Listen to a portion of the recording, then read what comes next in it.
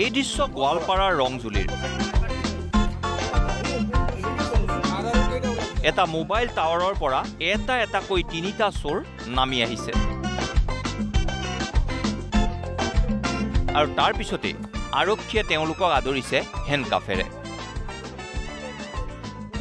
আসলতে নিশা প্ৰায় 2 বজাতে এই মোবাইল টাৱাৰত উঠি লোহা চুৰ কৰিবলৈ চেষ্টা চলাইছিল সানিদুল হক বাবুল আলী আৰু হাছেম আলী নামৰ তিনিটা চোৰে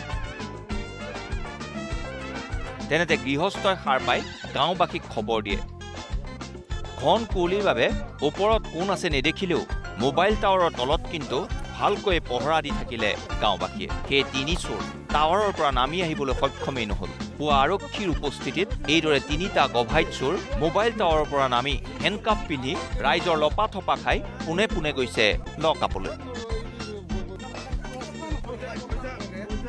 তাৰ বিপৰীতে আকৌ এই দৃশ্য জামগুৰিহাটৰ চিচিটিভিত বন্দী এটা চোৰৰ চুৰিকাণ্ড মালব্য ভূঞা নামৰ লোকজনৰ ইলেক্ট্ৰিকেলছ দোকানৰ পৰা চোৰে লুটিছে সা সামগ্ৰী পিছে চোৰৰ দৃশ্য সুন্দৰকৈ বন্দী হৈছে চিচিটিভি কেমেৰাত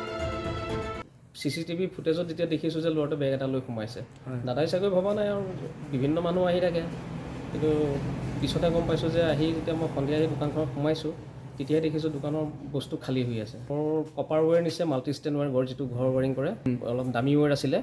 দামৰ যিখিনি বেছি দামৰ ৱেৰ আছিলে সেইখিনি লৈ গৈছে 30,000 মানৰ মাল হ'ব ৰংজুলিৰ পৰা বেঞ্জিন বড়ো আৰু জামগুৰিহাটৰ পৰা হিৰণ্য বৰা নিউজ লাইভ